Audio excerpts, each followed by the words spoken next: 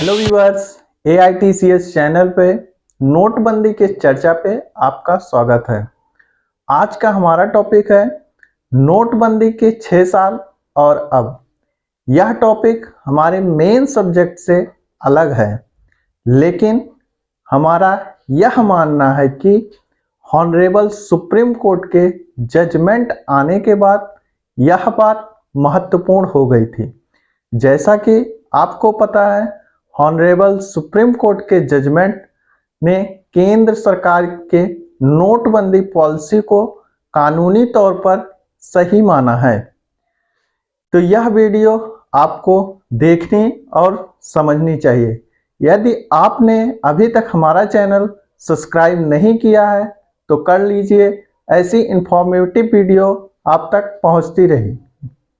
यदि आप income tax, GST, TDS, ई filing की ट्रेनिंग लेना चाहते हैं या कंसल्टेंसी करवाना चाहते हैं तो दिए गए स्क्रीन नंबर पर व्हाट्सएप कांटेक्ट कर सकते हैं। आज का हमारा टॉपिक है नोटबंदी के 6 साल और अब।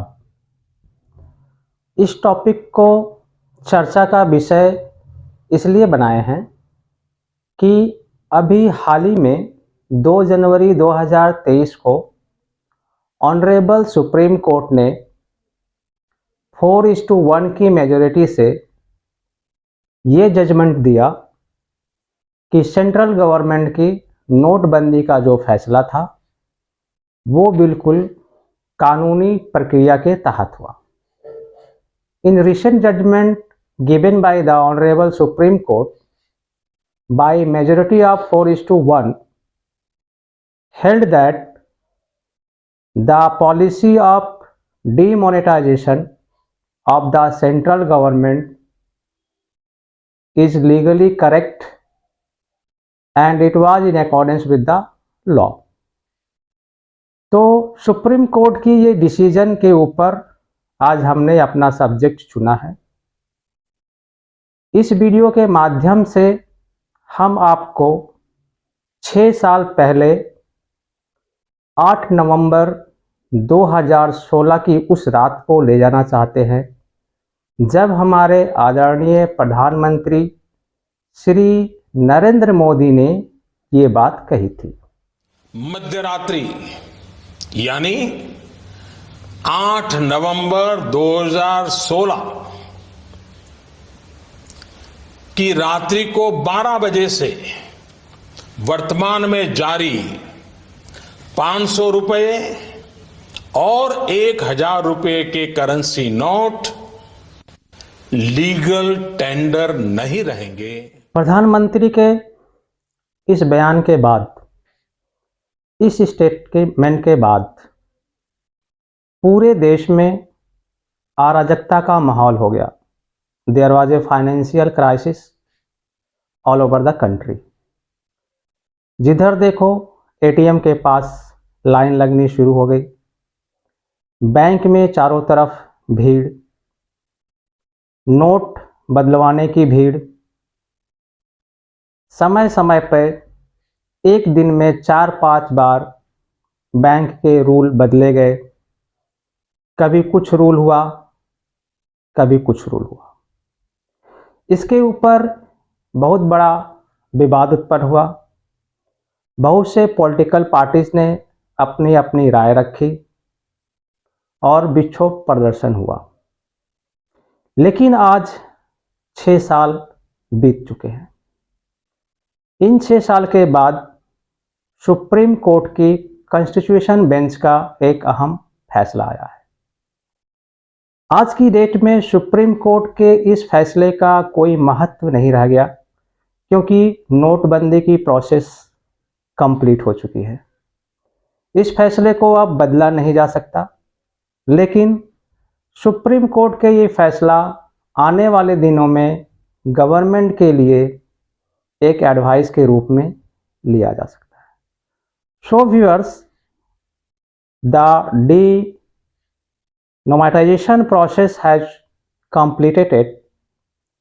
Supreme Court's judgment only through a guidance note to the future course of action and to the future government if in case there is demonetization। आज मैं इस वीडियो के माध्यम से 10 प्रश्नों को एक लिस्ट बनाई है।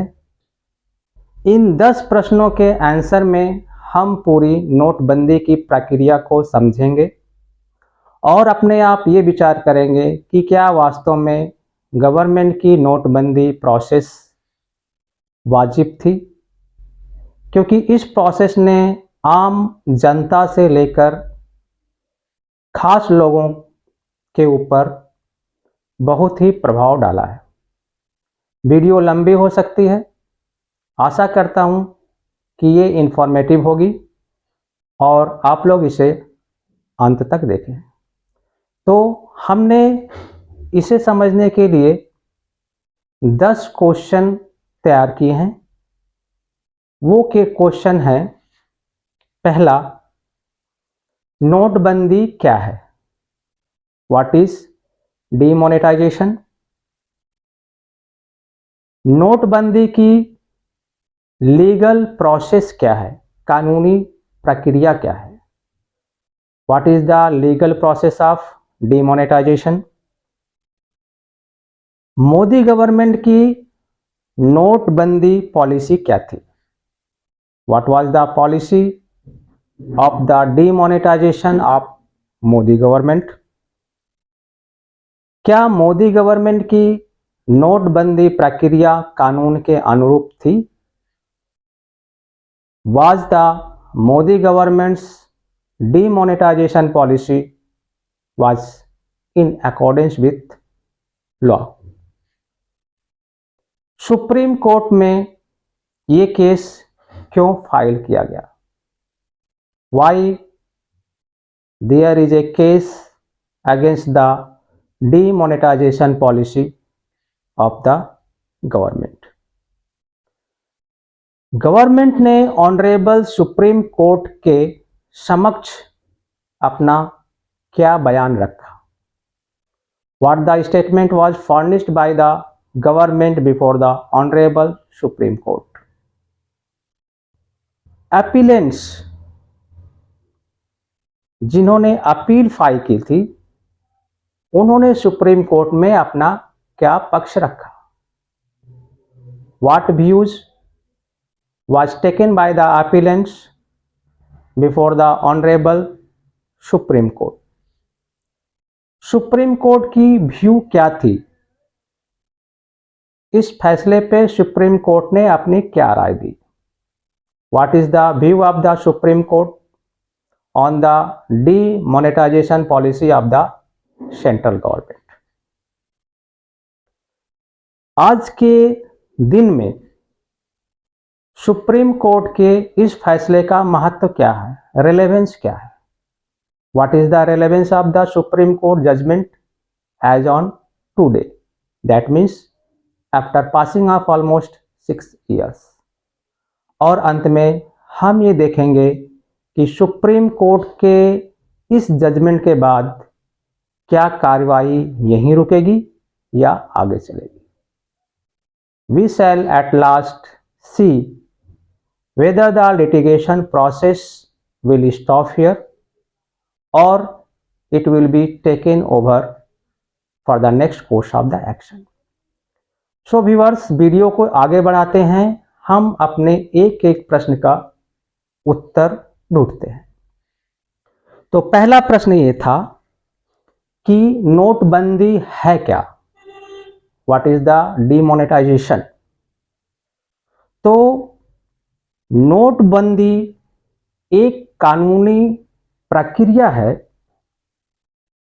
जिसमें आरबीआई एक्ट की धारा 26(1) में आरबीआई को ये पावर मिले हैं कि वो सेंट्रल गवर्नमेंट को रिकमेंडेशन भेजकर, सिफारिश भेजकर किसी भी सीरीज के नोट को इकोनॉमिक से, मार्केट से, सर्कुलेशन से बाहर करा सकती है। तो इसको हम नोटबंदी कहते हैं। So, demonetization is a legal process under which RBI has been given power by virtue of Section 26 subsection 2 of RBI Act, on the basis of which RBI send recommendation to the central government to take out certain series of currency notes out of the economy or out of the market. तो ये है demonetisation या नोटबंदी की meanings, इसका मतलब। अब चलते हैं अपने दूसरे प्रश्न के उत्तर के लिए। ये प्रश्न है कि नोटबंदी की लीगल प्रोसेस क्या होती है। What is the legal process of the demonetisation. तो इसकी आंसर ये है कि नोटबंदी के लिए रिजर्व बैंक ऑफ इंडिया की सेंट्रल बोर्ड की मीटिंग होती है। उस मीटिंग में ये डिसाइड होता है कि कितने रुपए की नोट की सीरीज को सर्कुलेशन से बाहर कर दिया जाए। सर्कुलेशन से बाहर करने का उचित कारण होना चाहिए और इसी बेसिस पे आरबीआई अपनी सिफारिश केंद्र सरकार को भेजती है और केंद्र सरकार उस सिफारिश को मानकर एक ऑर्डिनेंस पास करती है या एक कानून बनाती है और उस कानून के बन जाने के बाद प्रेसिडेंट की सहमति हो जाने के बाद उस सीरीज की नोट को फेज मैनर में सर्कुलेशन से वापस ले लिया जाता है। सो viewers, the process of demonetisation is that in the central board meeting of the Reserve Bank of India, a formal decision is taken to take back certain denomination of the currency note having certain series number, and on the basis of the firm decision that is backed by the sufficient reason, recommendation is sent to the central government, and on the basis of the central government advice, ordinance is passed, act is made, and after the assent of the president, the series number of the currency note is taken back from the circulation. तो हमारे देश में ये कानूनी प्रक्रिया है किसी भी करेंसी नोट के सीरीज को मार्केट से वापस लेने की। अब चलते हैं हम अपने तीसरे प्रश्न की तरफ। वो ये था कि मोदी गवर्नमेंट की नोटबंदी की जो प्रक्रिया थी वो कानून के मुताबिक थी या सरकार के मुताबिक थी। इस प्रश्न का उत्तर हम पाएंगे जब हम ऑनरेबल सुप्रीम कोर्ट की कॉन्स्टिट्यूशन बेंच की द्वारा दी गई जजमेंट की समीक्षा में।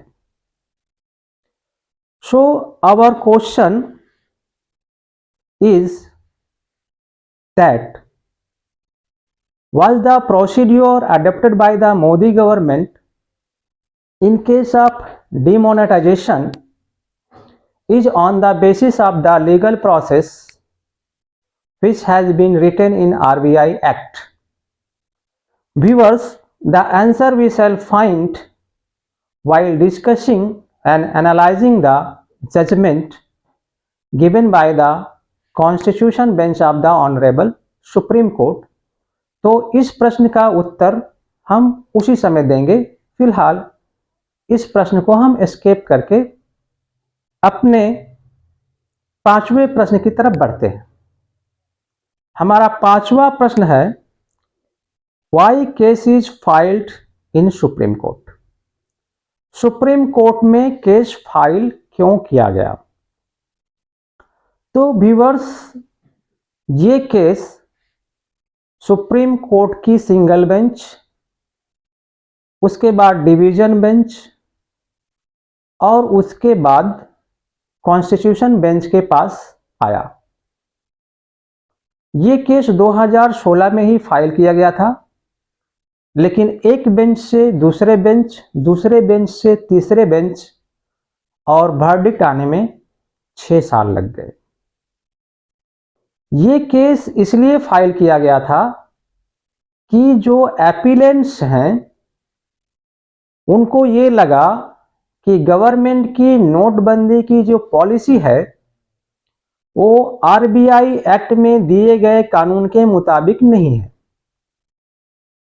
बहुत से लोगों को डीमोनेटाइजेशन प्रोसेस में नोट बदलने की जो समय दिया गया था 52 डेज, वो कम लग रही थी। वो चाह रहे थे कि नोट बदलने की अवधि को 52 दिन से ज्यादा कर दिया जाए। और इसके बावजूद पॉलिटिकल इश्यूज भी थे, जिसके चलते नोटबंदी की प्रक्रिया को सुप्रीम कोर्ट के समक्ष चुनौती के रूप में प्रस्तुत किया गया।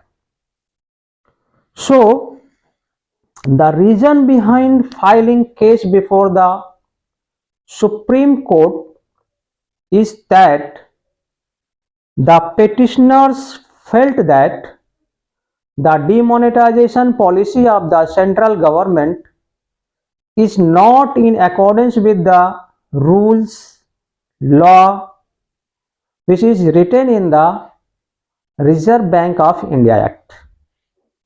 Certain appellants wanted for the extension of the time allotted for the exchange of the note.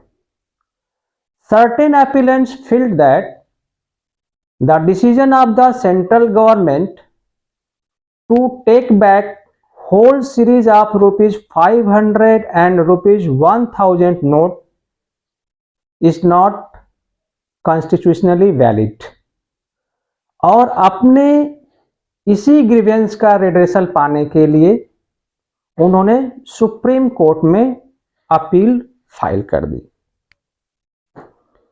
चलिए हम अगला प्रश्न लेते हैं। वो प्रश्न यह था कि सुप्रीम कोर्ट ने गवर्नमेंट से क्या राय मांगी और गवर्नमेंट ने सुप्रीम कोर्ट के समक्ष क्या राय पेश की। What were the views of the Supreme Court regarding the demonetization policy of the government, and what views the government has kept before the Honorable Supreme Court? तो गवर्नमेंट ने supreme court के समक्ष ये कहा कि हमारी नोटबंदी की प्रक्रिया आरबीआई एक्ट में दी गई कानून के मुताबिक है। आरबीआई की सेंट्रल बोर्ड कमेटी से सलाह मशवरा किया गया है और आरबीआई के रिकमेंडेशन से ही 1000 और 500 रुपए की पूरी सीरीज को वापस लेने का फैसला किया गया। सेंट्रल गवर्नमेंट ने जोर देकर कहा कि नोटबंदी की पॉलिसी कानून व्यवस्था के अनुरूप ज्यादा ना होके जनहित में है। उन्होंने जनहित के कारण बताए। उन्होंने ये कहा कि नोटबंदी का परम उद्देश्य है आतंकवादी फंडिंग को रोकना, काले धन को रोकना, करप्शन को रोकना और टैक्स चोरी को रोकना। इन 4 उद्देश्य की सफलता हेतु नोटबंदी की प्रक्रिया को 24 घंटे के अंदर नोटिफिकेशन के माध्यम से लाया गया। So the viewers, the central government takes the stance before the Honorable Supreme Court, saying that although the policy of the demonetization was not mostly influenced by the law, but the policy has main objective for the welfare of the people, for the welfare of the country.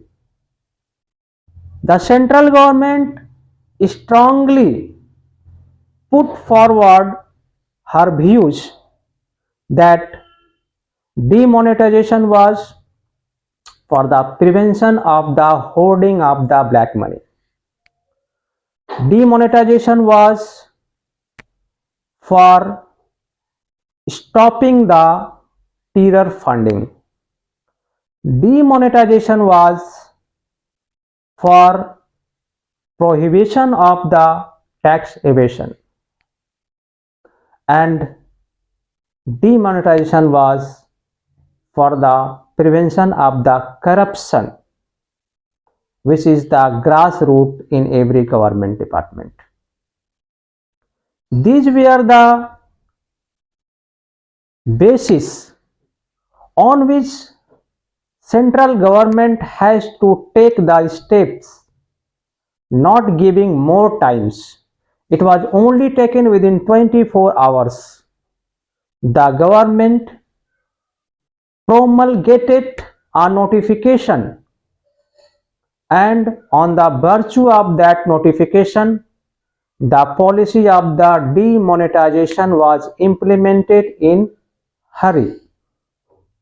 The central government also said before the Honorable Supreme Court that if time was allowed, if proper legislation was drafted, if it was sent to the President for the assent, then the basic purpose of the demonetization will be washed out. क्यों? क्योंकि जिनके पास black money थी, जो टीरर funding कर रहे थे, जो corruption में इन्वॉल्व थे, जो टैक्स चोरी कर रहे थे, उनको इस बात का पता लग जाता कि गवर्नमेंट 500 और 1000 के नोटों का प्रचलन बंद कर दे रही है। वे सजग हो जाते और उस नोट को ठिकाने लगा देते, तो फिर नोटबंदी का क्या फायदा था। And supreme court was pleased, उनकी ये दलील सुनकर सुप्रीम कोर्ट प्लीज हुआ, खुश हुआ कि सेंट्रल गवर्नमेंट ने एक ऑब्जेक्टिव के तहत नोटबंदी की प्रक्रिया को इवन कानून के मुताबिक नहीं है, फिर भी उसका जो ऑब्जेक्टिव था वो जनहित में था। तो सेंट्रल गवर्नमेंट ने सुप्रीम कोर्ट के समक्ष ये दलील रखी अपने पॉइंट को स्ट्रांग करने के लिए। अब हम चलते हैं, देखते हैं कि अपीलेंट्स जिन्होंने सुप्रीम कोर्ट में अपील फाइल की थी, उनका क्या कहना था, वे नोटबंदी का विरोध क्यों कर रहे थे और नोटबंदी को गलत साबित करने के लिए उन्होंने अपनी क्या राय रखी। So viewers, the appellants put forward that under section 26 subsection 2 of the RBI Act says that it is only RBI which can recommend for the demonetization। लेकिन इस केस में क्या हुआ, आरबीआई ने रिकमेंडेशन नहीं किया, आरबीआई ने एप्लीकेशन ऑफ माइंड नहीं किया, उसने सेंट्रल गवर्नमेंट द्वारा बताई हुई बात को हामी भर दी। सुप्रीम कोर्ट के एक ऑनरेबल जज ने इस पॉइंट को नोट किया कि आरबीआई ने जब अपने डॉक्यूमेंट सुप्रीम कोर्ट में रखे तो उनकी जो सेंट्रल बोर्ड की मीटिंग का जो एजेंडा था, जो मिनट्स था, उसमें यह बात लिखा हुआ था इन accordance with the central government. मतलब सेंट्रल गवर्नमेंट की मंशा के अनुरूप ये डिसीजन हम लेते हैं सेंट्रल बोर्ड की मीटिंग में। Supreme court underline this sentence. उसने कहा कि आरबीआई ने अपने माइंड को अप्लाई नहीं किया कि नोटबंदी की प्रक्रिया देश हित में है कि नहीं है, कॉमन पीपुल के हित में है कि नहीं है। उसने सेंट्रल गवर्नमेंट को खुश करने के लिए नोटबंदी की हामी भर दी और इस तरह की हामी को रिजर्व बैंक ऑफ इंडिया का रिकमेंडेशन नहीं कहा जा सकता। दूसरी बात एपिलेंट्स ने ये कही थी कि आरबीआई एक्ट में वर्ड जो उल्लेखित है वो है any series, not a whole series, जबकि सेंट्रल गवर्नमेंट ने 500 रुपए और 1000 रुपए की पूरी सीरीज को ही मार्केट सर्कुलेशन से बाहर कर दिया। तो according to the appellants it is not in accordance with the section 26 subsection 2 of RBI Act, क्योंकि आरबीआई एक्ट बोलता है कि कोई भी सीरीज की नोट को निकाल सकते हैं सर्कुलेशन से, पूरी सीरीज को नहीं। तो ये दो इंपॉर्टेंट पॉइंट्स थे जिनके बेसिस पे एपिलेंट्स ने अपील फाइल की थी। अब हम चलते हैं अपने नेक्स्ट क्वेश्चन की तरफ कि इस पूरे मुद्दे पे सुप्रीम कोर्ट की क्या व्यू थी। तो देखिए, ये सुप्रीम कोर्ट की संवैधानिक बेंच थी, कॉन्स्टिट्यूशनल बेंच थी, जिसके पास इस मामले को सुप्रीम कोर्ट की डिवीजन बेंच ने भेजा था। डिवीजन बेंच को ऐसा लगा था कि ये मसला संविधान से जुड़ा हुआ है, इसलिए इस मसले को स्पेशलाइज्ड बेंच, कॉन्स्टिट्यूशनल बेंच जो इस मैटर में स्पेशलाइज है उनके पास भेजा जाए। तो डिविजनल बेंच द्वारा भेजे गए मामले के ऊपर सुप्रीम कोर्ट की कॉन्स्टिट्यूशनल बेंच जो है वो सुनवाई कर रही थी और उसने ही ये फैसला जो है दिया है। ये बेंच 5 जजों की थी, जिसमें से 4 जज ने गवर्नमेंट के फेवर में गवर्नमेंट के पॉलिसी को उचित ठहराया और एक ऑनरेबल जज ने इसे उचित नहीं दिया और उसने कहा कि गवर्नमेंट का यह फैसला कानून के अनुरूप नहीं है। तो ऑनरेबल जजेस द्वारा दिए गए फैसले के ऊपर कोई टिप्पणी ना करते हुए, without making any remarks on the judgement given by the honourable जजेस of the constitution bench of the honourable Supreme Court, we can say that the majority of the judges is in favor of the demonetization policy, and in the noting of the operative part of the judgment, honorable judge has remarked that the objective of the central government is in favor of the country. The objective of the demonetization is prevention of the terror funding, prevention of the corruption, prevention of the black money, prevention of the tax evasion. So where the objective of a law is fulfilled, it is not necessary that the law should follow the rigid process which is laid down in the duly enacted RBI Act. इसी की basis पे supreme court के constitution bench के 4 जजों ने Modi government के नोटबंदी फैसले को उचित ठहराया। अब चलिए अपने 9वें प्रश्न की तरफ, जो इंपॉर्टेंट है कि 6 साल गुजर जाने के बाद सुप्रीम कोर्ट के कॉन्स्टिट्यूशन बेंच के फैसले का मतलब क्या है। What is the relevancy of the judgement given by the Supreme Court. So friends, हम ये कह सकते हैं कि आज की डेट में ऑनरेबल सुप्रीम कोर्ट के जजमेंट की कोई रिलेवेंस नहीं है, क्योंकि नोटबंदी हो चुकी है। The process is almost complete. जो पेन जनता को, जो कष्ट जनता को झेलना था वो झेल चुके हैं, इसको वापस नहीं किया जा सकता। लेकिन अगर सुप्रीम कोर्ट की ये जजमेंट है कि जनता के हित के लिए गवर्नमेंट का कोई भी फैसला उचित रहता है, भले ही वो कानून के अनुरूप ना हो, वो आने वाले दिनों में किसी भी गवर्नमेंट के लिए एक पथ प्रदर्शक होगा। It is a guidance note for the coming government who shall take the strong decision like denomination of the country। तो अब हम लास्ट प्रश्न का उत्तर ढूंढेंगे। हमारा लास्ट क्वेश्चन ये है, क्या सुप्रीम कोर्ट के इस फैसले के बाद ये मामला यहीं रुक जाएगा? Should the matter shall rest here? So straightforward, no, नहीं।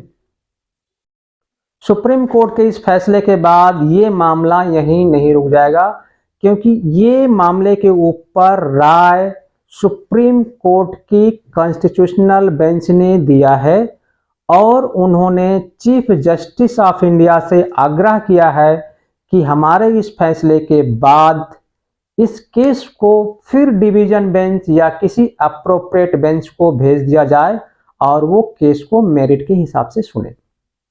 So viewers, the answer of the question whether the matter will rest here is absolutely no.